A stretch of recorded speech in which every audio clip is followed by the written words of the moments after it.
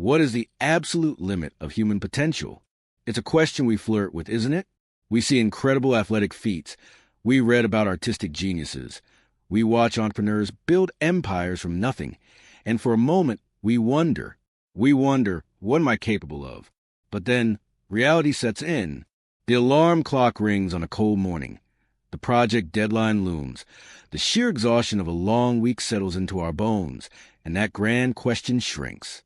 It becomes smaller, more practical, more disappointing.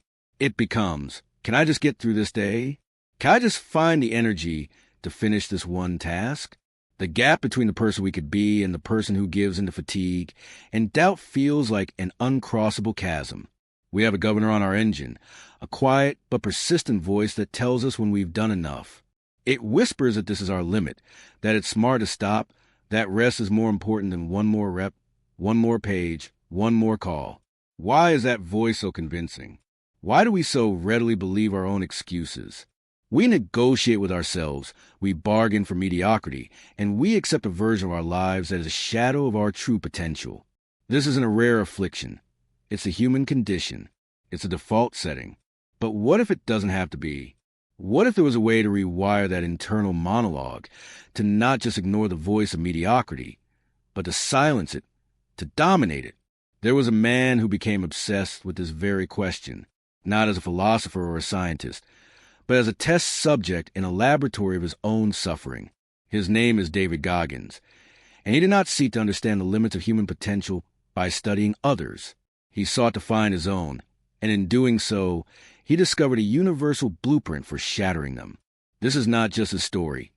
It's a journey into the darkest corners of the mind to find out what happens when you decide you will not be the one who quits. To understand the warrior David Goggins became, you must first understand the broken person he was.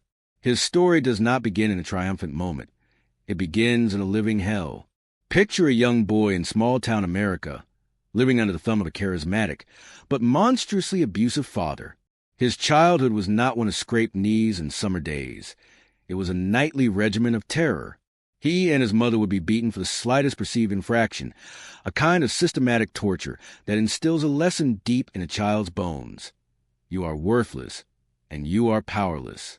This trauma carved deep grooves into his psyche. He developed a severe stutter, his hair fell out from the stress, and he cheated his way through school because a learning disability, compounded by constant fear, made it impossible to focus. When he and his mother finally escaped, they fled with nothing, and the scars of his early life followed him. He was haunted by the ghost of his father, haunted by the feeling of being weak, and haunted by the deep-seated belief that he was, at his core, a coward. He carried this baggage into adulthood, where it manifested not as ambition, but as a quiet surrender. He made one attempt to join the elite ranks of the Air Force pararescue, but fear of the water, rooted in a diagnosis of sickle cell trait, gave him the perfect excuse to quit. And he took it. From there, his life spiraled into a comfortable apathy. He took a job as an exterminator, working the graveyard shift, his night spent spraying for cockroaches in the greasy kitchens of 24-hour restaurants. His life found a rhythm, but it was a rhythm of decay. After his shift, he'd drive to a 7-Eleven, buy a large chocolate milkshake and a box of Hostess donuts, and go home to watch TV until he fell asleep. He ballooned in nearly 300 pounds. He was a creature of habit, and his habits were designed for self-destruction. This was his reality. A man in his early 20s, living a life devoid of purpose, actively sabotaging his own health, running from every challenge, and defined entirely by the pain of his past. The inciting incident, the moment the universe decided to shake him awake, came from a flicker of a television screen. He was watching a documentary about the Navy SEALs, seeing men push themselves through unimaginable hardship. They were running for miles in the surf with heavy logs on their shoulders, covered in sand, shivering from the cold, and yet they were not breaking. In that moment, Goggins saw everything he was not. He saw strength, discipline, courage, and brotherhood. And then he looked in the mirror. He didn't see a man. He saw a joke. He saw a fat, broken, pathetic excuse for a human being, a victim who had allowed his past to dictate his entire future. The chasm between the man on the screen and the man in the mirror was so vast it should have been demoralizing. But for Goggins, it was a declaration of war. a war against himself. The first principle Goggins discovered was not found in a self-help book or a motivational seminar. It was found on a roll of masking tape and a handful of sticky notes. He understood that before you can build a new man, you have to completely demolish the old one, and you can't demolish what you refuse to see. So he began a ritual of brutal, unflinching honesty. He stood in front of his bathroom mirror and started what he calls the accountability mirror. He didn't write down his goals or his dreams. He wrote down the ugly truth. On one note, he wrote, "You're fat." On another, "You're lazy." He listed his insecurities, his failures, every lie he told himself. He called himself out for being the weakest man he'd ever known. He forced himself to look at this person every single day, to confront the reality of who he had become, with no filter, no sugarcoating, and no excuses. This is the first step, and it is the hardest. Most of us run from this kind of honesty. We create narratives to protect our ego. We blame our circumstances, our past, other people. Goggins realized that these narratives are cages. To get free, you have to acknowledge that you are the one holding the key. This raw self-assessment became his fuel. His goal was insane: to lose over 100 pounds in less than 3 months to meet the weight requirement to even attempt to get into the Navy SEALs. He started with running. At nearly 300 pounds, he put on his shoes and went outside. He didn't make a quarter of a mile before his lungs were on fire. His shins felt like they were splitting, and his body screamed in protest. He went home defeated, but instead of giving up, he went back to the mirror. He accepted the truth. He was horribly out of shape. He didn't lie to himself. The next day, he went out again. He went a little farther. This is where he stumbled upon his second foundational tool, the cookie jar. He realized that when you're in a moment of intense suffering, your brain will search for the easy way out. To fight back, you need to have a ready supply of past victories you can draw upon for strength. You need to remind yourself that you have been through hell before and survived. The cookies in his jar weren't grand trophies. At first, they were small, gritty triumphs. Surviving his father's abuse, that was a cookie. Learning to read after faking it for years, that was a cookie. Facing his fear and studying for the military entrance exam, the ASFOB, and passing it after 2 failures, that was a massive cookie. Every time he ran a little farther than the day before, every pound he lost, he mentally stored it away. When he was on a long run, and the voice in his head told him to stop, he wouldn't think about the miles ahead. He would reach into the cookie jar and pull out a memory. He'd tell himself, "You got beat by your dad and you're still here. You can handle this pathetic little run." The accountability mirror gave him the honest starting point, and the cookie jar gave him the fuel to endure the journey. It's a powerful combination: the brutal truth of where you are, paired with the undeniable proof of what you've already overcome. Being honest with yourself and remembering past victories can get you to the starting line. It can get you through the initial phases of pain. But what happens when you hit a wall? I'm not talking about a feeling of fatigue. I'm talking about a physiological, soul-crushing barrier where your body and mind are in absolute, unified rebellion. This is a place beyond normal discomfort, a place where the cookie jar feels empty and the accountability mirror just reflects a person in agony. Goggins encountered this wall during the infamous crucible of Navy SEAL training, Hell Week. 5.5 days of continuous, brutal physical and mental torture, with a total of maybe 4 hours of sleep. Here, the goal of the instructors is simple: to find your breaking point and push you past it. They want to make you quit. Goggins describes being so cold for so long that his body lost the ability to shiver. He describes a mind-numbing pain of log PT, carrying a 200-pound log with his team for miles, and the excruciating chafing of running in wet fatigues with sand in every crevice of his body. The physical pain was immense, but the mental battle was worse. The instructors become masters of psychological warfare. They whisper in your ear, offering you the sweet release of quitting.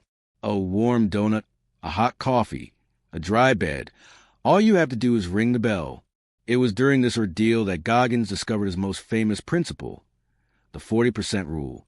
He realized, through sheer observation of himself and others, that when your mind is telling you that you are completely done, that you have nothing left in the tank, you are actually only at about 40% of your true capability. Your brain is not a tool for maximizing performance. It is a tool for survival. Its primary function is to protect you. When you push yourself into the red zone, it will start sending powerful signals: pain, fatigue, doubt, fear, to get you to stop. It's a self-preservation mechanism. Goggins learned to recognize his voice not as a commander, but as a cautious advisor. He learned that he could listen to its concerns and then respectfully, or not so respectfully, tell it to shut up. He saw his own soul, as he describes it, float out his body and look down on this pathetic, shivering creature. He made a conscious decision to re-engage, to push back. He realized that this was a choice. This discovery led to practice of callousing the mind.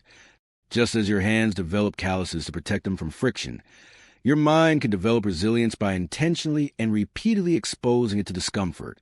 Goggins started to actively seek out the things he hated. He would run in the worst weather. He would choose the hardest workouts.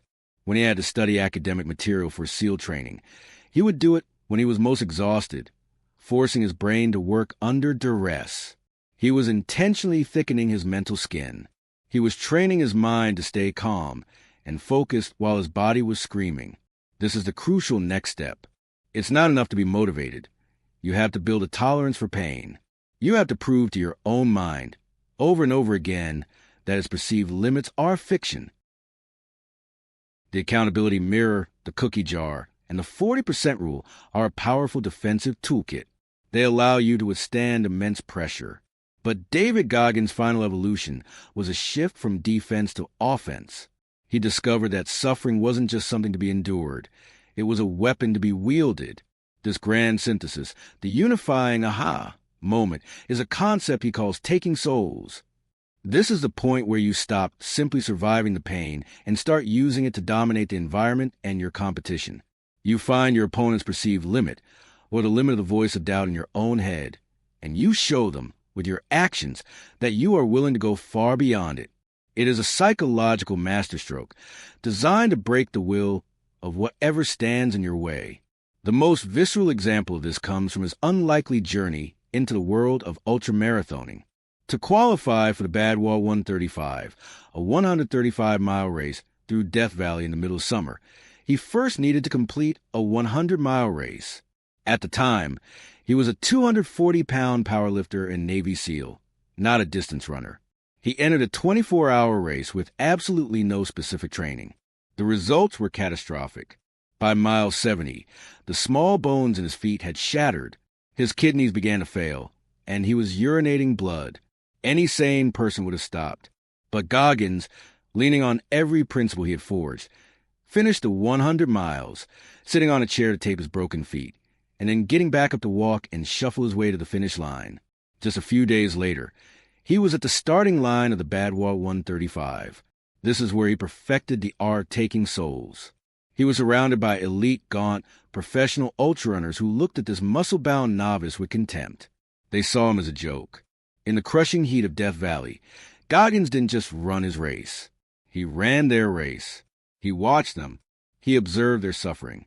When he saw a seasoned runner starting to walk, slowing down, showing signs of weakness, he made a conscious choice. That was his cue to speed up. He would run past them, not with a look of agony, but with a look of calm resolve, as if he was just getting started. He was sending a message. Your hell is my comfort zone. The pain that is breaking you is only making me stronger. This is the ultimate synthesis of his entire philosophy. He used the accountability mirror to know he was unprepared. He reached into his cookie jar, remembering Hell Week, to push through the organ failure and broken bones. He blasted through the 40% wall again and again, but then he weaponized it. He transformed his own immense suffering into a psychological tool that dismantled the confidence of his competitors. He wasn't just finishing the race. He was conquering the minds of everyone around him. And in doing so, he was finally and completely conquering the weak, scared boy he once was. He was taking that boy's soul and forging it into something unbreakable. So we are brought back to the beginning, to that gap between who we are and who we could be. David Goggins' life is a testament to the fact that this gap is not a fixed distance. It is a space of opportunity, a training ground. His story provides a brutal but effective blueprint. It begins with the unflinching courage to face yourself in the accountability mirror, to own every weakness and failure without excuse. From there, you build your arsenal. You meticulously collect every past victory, no matter how small, and store in your cookie jar to be used as fuel when the journey gets dark, when you hit the wall of exhaustion and your mind begs you to quit. You remember the 40% rule. You recognize that voice for what it is, a liar designed to keep you safe and small. You must callous your mind, actively seeking discomfort and difficulty, treating hardship not as an obstacle but as a sparring partner. And finally, you learn to go on the offensive. You learn that your willingness to embrace suffering can become your greatest strength, a tool to take the souls of your own inner demons and any external challenge you face. This isn't about becoming a Navy SEAL or an ultramarathoner. It's about understanding that the principles are universal. Your bad water might be starting a business. Your hell week might be overcoming a deep-seated fear, or finishing a degree, or being the parent your children deserve. We all face our own crucible. The question is, are you building the mental tools to get through it? The truth Goggins uncovered is that the human spirit is not fragile. It is enduring, but like a muscle, it must be broken down to grow stronger. We are all capable of so much more than we allow ourselves to believe. The journey to unlock that potential is not comfortable. It is not easy, but it is possible. Understanding these ideas is a first step. But the real change comes from application. It comes from a decision right now to take one step toward the things that make you uncomfortable. If this journey into the crucible of the mind resonated with you, if you feel that fire to stop negotiating with mediocrity, then join a community dedicated to that same pursuit. Subscribe, not just to the channel, but to the idea that our limits are not walls, but invitations. Because the only thing more powerful than pain is a mind